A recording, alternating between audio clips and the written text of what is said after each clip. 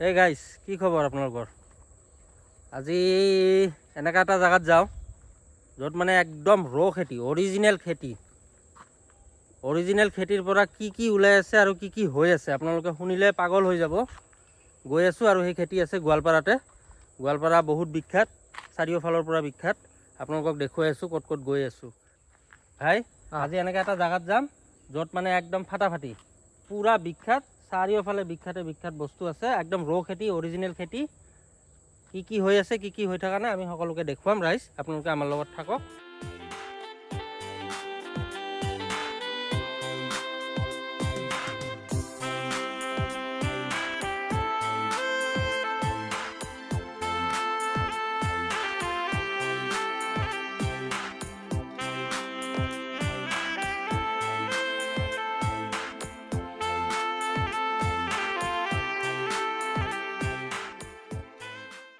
আমি আহি পালোঁ কুৰুৱা ভাষা, য'ত ৰবাৰৰ খেতি আছে। বহুত বিশাল ডাঙৰ এৰিয়াত বিস্তীৰ্ণ পূৰা এখন ৰবাৰৰ খেতি। আৰু যিটো ৰবাৰ আপোনালোকে কাঠ পেঞ্চিলৰ পিছফালেও পাব, কাঠ পেঞ্চিলৰ মোচা, সেই ৰবৰটোও এই খেতিৰ দ্বাৰাই ৰবৰটো বনোৱা হয়। গাড়ীৰ টায়াৰ, পলিথিন, যিকোনো ধৰণৰ বস্তু, মোটামুটি আপোনাৰ 50% বস্তু এই ৰবাৰৰ দ্বাৰা তৈয়াৰী আজিৰ দিনত। আৰু আমি ইয়াতে আহি পালোঁ, গোটেইখিনি অঞ্চল একদম পূৰা ৰবাৰ খেতি দি ভৰ্তি চাৰিওফালে। আৰু আমাৰ লগত আছে এই অঞ্চলৰে নিবাসী, আমাৰ লগত আছে ধনঞ্জয় ৰাভা। তেওঁৰ দ্বাৰা আমি জানিব বিচাৰিম যে কি খেতি কৰা হয় আৰু কেনেকুৱা পদ্ধতিত ৰবাৰ খেতিবিলাক কৰা হয়। আমি তেওঁলোকে গৈ আছোঁ পোনে। নমস্কাৰ ধনঞ্জয়। নমস্কাৰ। তুমি ইয়াতে এই কুৰুৱা ভাষাতে থকা? ইয়াৰে বাসিন্দা হয় নাই? মানে কি কৰা হয় এইটো ৰবৰ খেতি, কেনেকুৱা ধৰণে কি কৰা হয় আমি এবাৰ জানিব বিচাৰিছিলোঁ। ইয়াত ফাৰ্ষ্টত মানে গুটি আছে, গুটিটো মানে কি কৰিব লাগে, এনে অলপ আলি নিচিনা বান্ধি কিনা মানে তাতে এটা কৰি দিব লাগে। দি কিনা এই মানে ৰবাৰৰ গুটিটো ক'ত পোৱা যায়, মানে কেনেকৈ ৰবাৰৰ গুটিটো হয়?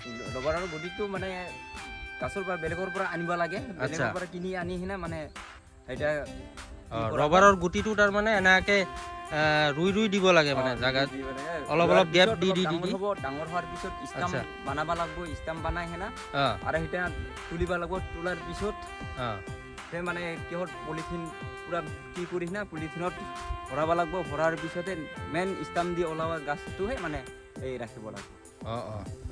তাৰমানে ৰবাৰ খেতি কৰা অলপমান কষ্ট আছে বহুতখিনি। মানে ধান যেনেকুৱা কঠীয়াবিলাক যে ৰোৱাৰ পিছত কঠীয়াখিনি উঠাই আৰু এক জেগাত ধানৰ কাৰণে যে ৰোৱা হয়, সেনেকুৱা ধৰণৰ পদ্ধতি নে কি অলপমান বেলেগ কিবা আছে? বেলেগ মানে সেইটা হ'ল পলিথিনত ভৰাব লাগিব ষ্টাম্প থকাটো। ষ্টাম্প থকাটো যেখন ষ্টাম্পৰ পৰা ওলাব, ষ্টাম্প দি ওলাৰ পিছতহে মানে সেইটোহে ৰাখিব লাগিব, বেলেগ চাইডে দি ওলোৱাটা ৰাখিব না। কি এনে দাদা এইখিনি বস্তুৰ বিষয়ে আপোনালোকে জানেনে? তাৰমানে এইটো কি, এইটো এই টেমাৰ নিচিনা এইটো কি বস্তু? কি এটা হ'ল খমাং কয়, বাতি কয় এইটো। এটা হ'ল হেংগাৰ কয়, এটা কয় স্পট। আচ্ছা, তাৰমানে এইটো কি কৰে, এইবিলাক কি কৰে?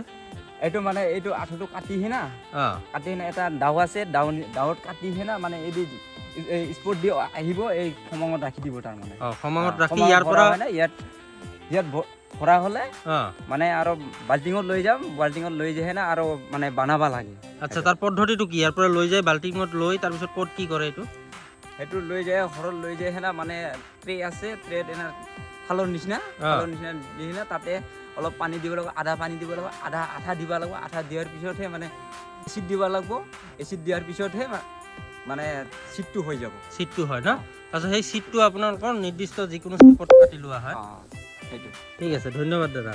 Thank you. চিটে আপোনালোকৰ যিটো চিট আপোনাৰ এনেকৈ আঠা কাটে, আঠা কাটাৰ পিছত ইয়াতে লয়, বাতিটোত লৈ যোৱাৰ পিছত সিহঁতে তেওঁলোকৰ নিজস্ব পদ্ধতিৰে চিট এখন তৈয়াৰ কৰে। চিট তৈয়াৰ কৰাৰ পিছত যিকোনো ধৰণৰ বিভিন্ন চেপত, টায়াৰ বনালে টায়াৰৰ চেপত আৰু বহুত কিবা মেচিন থাকে, চেপত এনেকৈ ৰবাৰবিলাক তৈয়াৰ কৰা হয়। আৰু যিটো ৰবৰ বৰ্তমান ভাৰতত বহুত দৰকাৰী আৰু বহুত প্ৰচলন হৈ আছে, যিটো ৰবৰৰ খেতি। আৰু এই খেতি গোৱালপাৰাতে আছে। গোৱালপাৰা বহুত বিখ্যাত, আমাৰ কলৰ বাগানো আছে গোৱালপাৰাত, চাৰিওফালৰ পৰা ৰবৰ খেতি আছে, চব ফালৰ পৰাই বিখ্যাত গোৱালপাৰা।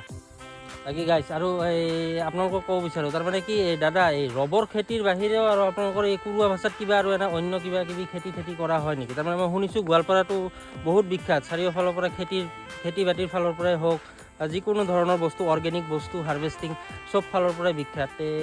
মানে কুৰুৱা ভাষাত আৰু কি আছে মানে চাবলগীয়া কিবি বিখ্যাত জেগা? ইয়াতো তামোল বাগান আছে, ধানৰ খেতি আছে, এইটোৱে আৰু তাৰপিছত ৰবাৰৰ তামোল বাগানৰ এটা মানে বহুত ডাঙৰ কিবা এটা আপোনালোকৰ মানে উপাৰ্জনৰ এটা আহিলা হয় নাই তামোল খেতি চাৰিওফালে চব মানে প্ৰায় মানুহে তামোল খেতিও কৰে আৰু আপোনালোকে নিশ্চয় চাই আছে গাইজ দেখক এইপিনে ধাননি খেতিও আছে ধুনীয়াকৈ ধাননি খেতিত এইবিলাক ধানো ৰুইছে আৰু তামোল বাগানো আছে তামোল বাগানো এটা তেওঁলোকৰ জীৱিকাৰ এটা আহিলা আৰু প্ৰথম আহিলাটো হ'ল তেওঁলোকে সকলোৱে ৰবাৰ খেতি কৰে ধুনীয়াকৈ মানে ঘৰে ঘৰে আপোনালোকে দেখিব পাৰিব ৰবাৰৰ খেতি আছে আজিলৈ এইখিনিয়ে আপোনালোকক এৰিলোঁ আজি এটা সৰু ইনফৰমেশ্যন দিলোঁ ৰবাৰ খেতিৰ বিষয়ে গোৱালপাৰাত আৰু বহুত ধৰণৰ কিবাকিবি আছে আপোনালোকক জনোৱাম লাহে লাহে আপোনালোকে চাই থাকক চেনেলটো মৰম আশীৰ্বাদ দি থাকক লাইক কৰি থাকক আৰু যদি নতুন আহিছে চেনেলটো তেন্তে ছাবস্ক্ৰাইব কৰি দিব এইখিনিয়ে কৈ আজিৰ ভিডিঅ'টো সমাপ্ত কৰিলোঁ ধন্যবাদ